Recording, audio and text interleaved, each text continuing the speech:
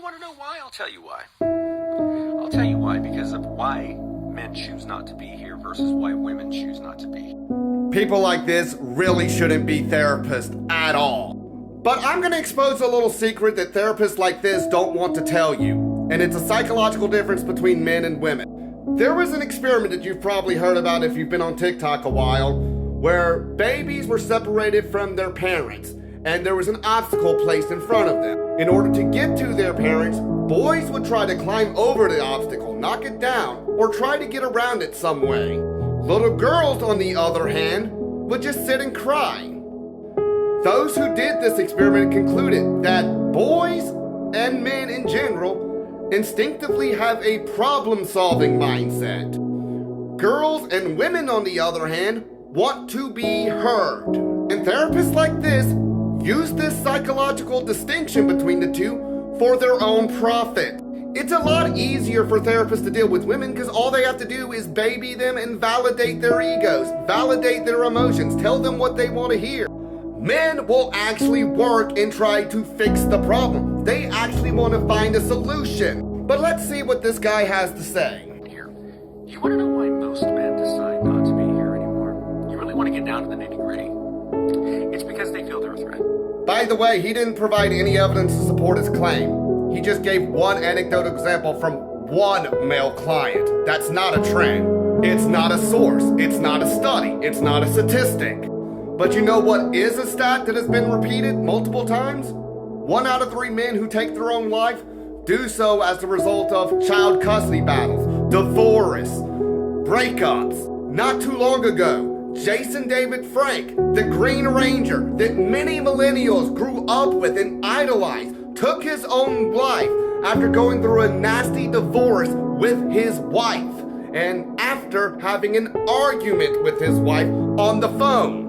You can do your own research on this, by the way. You don't have to take me at face value.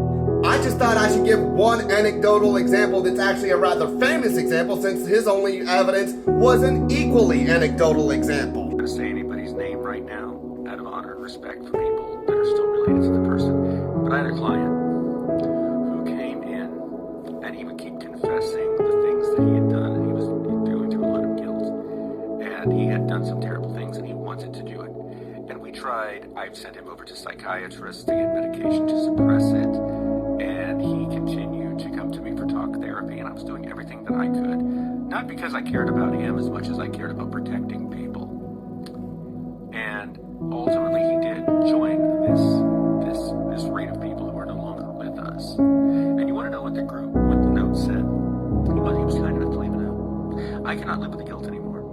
So your evidence is that men are more willing to take accountability for their wrongdoings, whereas women are less likely to even acknowledge that they've done anything wrong to begin with. Like I said, women want to be heard, men want to fix the issue, and men know that fixing the issue involves taking responsibility for your share of the problem. My question to you is, how true is this story? And exactly what were these wrongdoings and guilt that he felt bad about? And exactly how bad were they? Because keeping things as vague as they are sounds extremely suspicious to me. And this is why therapy doesn't work for men. Because way too many therapists don't want to put in the work to actually help male clients. Men want to fix the problem. Women just want to complain. And as such, women just want to tell you their side of the story. And hear somebody say, you're not the bad guy. And the fact that you immediately stated that you weren't actually trying to help him because you didn't care is all the more reason you shouldn't be a therapist to begin with. And if you want to talk about all the bad stuff that men do in terms of criminal justice, let's talk about it. Let's talk about how many men serving time in prison right now were raised by single mothers. And you want to explain to me why single mothers by far have the highest rate of abuse? The reality is, we live in a culture where women benefit from the halo effect. On a cultural level, we view women as these all-perfect, angelic beings who fell out of this magic unicorn pussy in the sky. And even on the playground, when a girl hits a boy, she barely gets punished for it. But if the boy does something to defend himself, oh, there's gonna be hell to pay for. When we look at the domestic violence hotline and the CDC, we notice that men almost report identical rates of domestic violence as hetero women, whereas lesbians overall report the highest rate of domestic violence, and yet our criminal justice system does not reflect this. Why? Because only 1 out of 10 men come forward when they are assaulted or abused by a woman. And of that small 10% of men who speak out on this, 2 out of 3 of them end up getting falsely accused by their abuser, by their rapist, by their assaulter. And yet we gotta hear women say every woman knows a girl who has been assaulted or raped, but not every man knows a rapist. We know them, we just ostracize them and stop messing with them once we find out what they've been involved in. On the other hand, just about all of y'all have a friend who has lied about rape, assault, or battery to cover up their own abuse. Do you want to apply the same logic or have that discussion to begin with? We live in a culture that says it's all men until it's no men, and we wonder why men feel guilty because they're constantly being gaslit and held accountable for things they aren't even responsible for. Meanwhile, there are plenty of statistics that show that women are often just as bad as men. They're just less likely to be held accountable for it, and we just do nothing about it. And then there's people on the internet like this who downplay it and excuse it.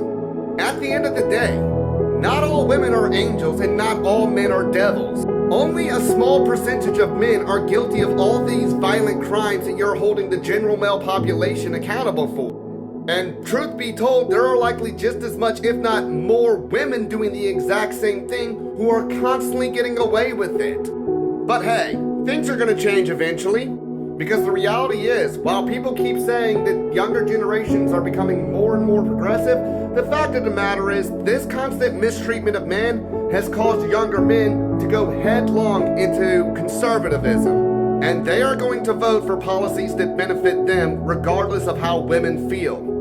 You don't care about how they feel, why should they care about how you feel? Think about that. If you want empathy, you show empathy.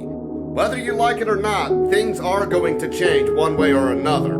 Give it a couple of decades, we're going to start seeing women getting arrested at the exact same rate as men as laws are changed. And don't worry, ladies, most of y'all have absolutely nothing to fear. Because I have enough common sense to know all the stuff I've been saying about abuse of women doesn't apply to the majority of women. At worst, most of y'all have probably been subconsciously complacent with this toxic culture. But there's always room to grow. Like I said earlier, when we find out our friend is an abuser or a rapist, we ostracize them and we stop messing with them. It's not too late for y'all to start doing the exact same thing. And truth be told, when I said all of y'all have a friend who's made false accusations, most of you know who they are. So look, this isn't coming from a position of hate. We want to have these conversations. But we can't have these conversations when you're making excuses for your toxic friends. And the more you try to hold on to those toxic friends, the more they're going to play an influence on